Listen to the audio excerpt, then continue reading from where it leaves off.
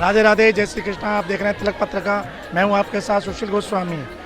बरसाना के विश्व प्रसिद्ध राधा रानी मंदिर में गर्मी हो या बरसात या सर्दी, हर वक्त श्रद्धालुओं का जो आवागमन है वो बना ही रहता है, क्योंकि ये राधा रानी मंदिर की खासियत है और यहाँ का जो आकर्षण है वो बस भक्तों को अपनी ओर आकर्षित करता है। मेरे साथ राधा रानी मंदिर के रिसीवर मौजूद हैं। आइए उनसे जानते हैं कि इस वक्त बरसाने मंदिर का क्या इस समय की यहाँ का हाल है। श्रद्धालुओं की जो आवक है, दर्शन करने आते हैं, किस वक्त आते हैं, क्योंकि बहुत गर्मी है, दोपहर में टेम्परेचर बहुत हाई रहता है। मैं आपको बता दूं कि इस समय गर्मी बहुत ज़्यादा पड़ रही है।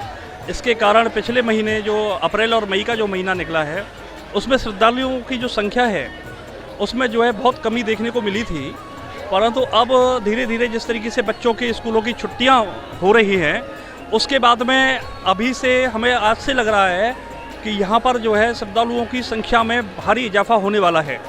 उसको देखते हुए, ध्यान में रखते हुए हम लोग यहाँ पर श्रद्धालुओं की सभी समस्याओं को, यहाँ पर किसी तरीके की उनको परेशानी ना हो, उस परेशानी को हम ध्यान में रखते हुए यहाँ की पर व्यवस्थाओं को कर रहे हैं। आपके मंदिर पे सुबह से रात्रि तक लगभग एक दिन में तकरीबन कितने लोग आ जाते हैं? देखिए, ये अनुमान लगाना तो बड़ा मुश्किल है, पर मैं बता दूं आपको कि 20,000 से कहीं अधिक श्रद्धालु राधा रानी मंदिर पर दर्शन करने के लिए आ रहे हैं। लेकिन दोपहर में तो बहुत भारी गर्मी होती है, टेम्परेचर होता है, पहाड़ पर चढ़ना बड़ी मुश्किल है। देखिए, दोपहर में इसलिए सबसे बड़ी बात है कि एक तो टेम्परेचर बहुत ज़्यादा गर्म हो गया है, उसके बाद में करीब 300-400 फीट ऊपर पहाड़ी के ऊपर हमारा जो श्री जी का जो महल है वो आसीन है और ब्रह्माचल पर्वत पर आसीन है, तो यहाँ पर और ज़्यादा गर्मी रहती है। उसके लिए मंदिर प्रशासन की तरफ से हमने चारों तरफ सीढ़ियों पर मैट बिछवाई हुई हैं। मैट के साथ साथ मंदिर में हवा के लिए पंखे, कूलर लगे हुए हैं। इसके अलावा वाटर कूलर, ठंडे पानी की व्यवस्था यहाँ पर जो है उन सभी के लिए हमने यहाँ पर हाँ। और मंदिर की जो सीढ़ियाँ हैं तो उस पर टीन शेड पड़ा हुआ है, जिससे कि छाया रहती है, उससे श्रद्धालुओं के पैर नहीं जलते हैं। तो फिर भी सुबह शाम ज़्यादा भीड़ रहती होगी?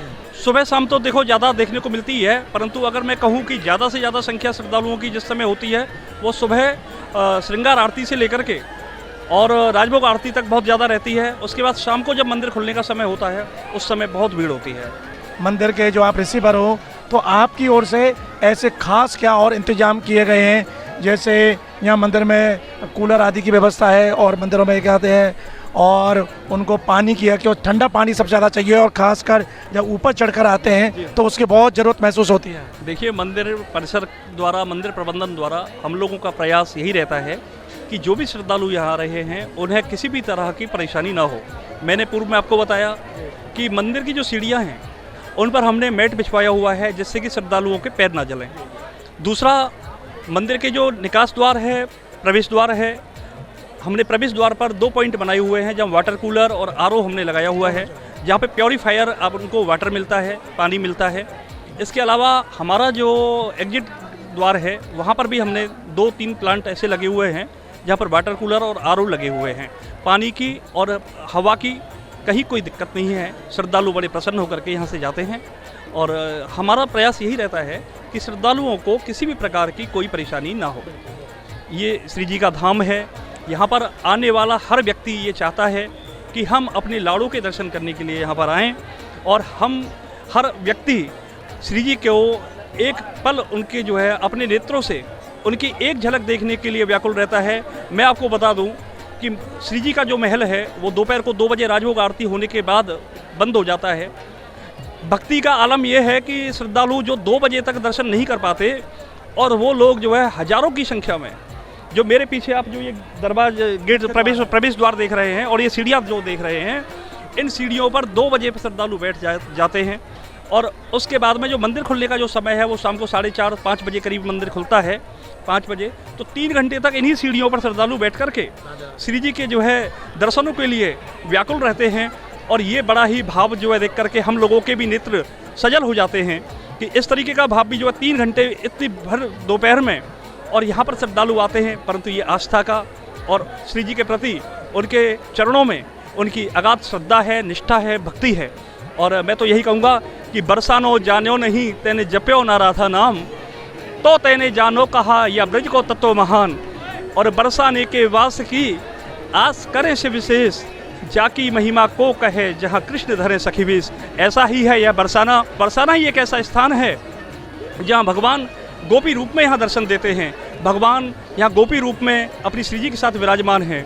बरसाना में भगवान पूरे देश में हर जगह पर पूजे हैं, परंतु बरसाना ही एक ऐसा स्थान है जहाँ भगवान की गोपियों ने पिटाई की है। तो बड़ा ही धन्य एवं पवित्र हमारा श्री जी का ये धाम है, बरसाना है। आइए आनंद लीजिए। राधे राधे। देखा यहाँ मंदिर है कि ऋषि बार प्रवीण गोस्वामी जी मेरे साथ रहे, उन्होंने यहाँ की पूरी व्यवस्थाओं के बारे में जानकारी दी, क्योंकि गर्मी का मौसम है और पहाड़ी पर चढ़कर श्रद्धालु आते हैं। ऐसे में भीषण गर्मी से व्याकुल होना लाजमी है, लेकिन उनकी जो आस्था और श्रद्धा और जो भक्ति है उसके आगे फिर वो गर्मी भी एक तुच्छ दिखाई देती है। हालांकि मंदिर प्रबंधन के जो उन्होंने इंतजाम की बात कही है, तो आप देखिए ये सीढ़ियों पर मैट है जिससे कि उनके पैर ना जले, ये सारी यहाँ व्यवस्था की गई हैं और श्रद्धालु यहाँ से राधे राधे करते हुए जाते हैं। तो इसलिए आप ब्रज दर्शन में आएँ तो एक बार बरसाना जरूर आएँ। तिलक पत्रिका के लिए अपने साथी कैमरा पर्सन रिंकू वर्मा के साथ बरसाना से मैं सुशील गोस्वामी।